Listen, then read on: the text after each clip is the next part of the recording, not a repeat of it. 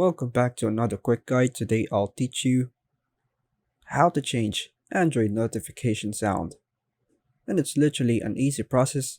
Make sure to watch until the end of the video to know how it's done. To change the notification sound on your Android device, you can follow these steps. Firstly, access the settings app on your Android phone.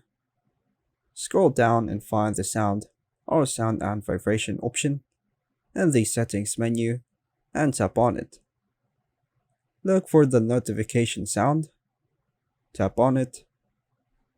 A list of available notification sounds will appear.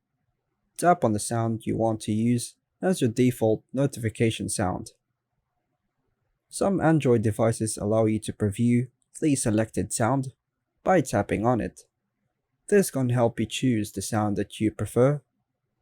Once you've selected the desired notification sound, tap on Save or OK button to confirm your selection and apply the changes if there's any.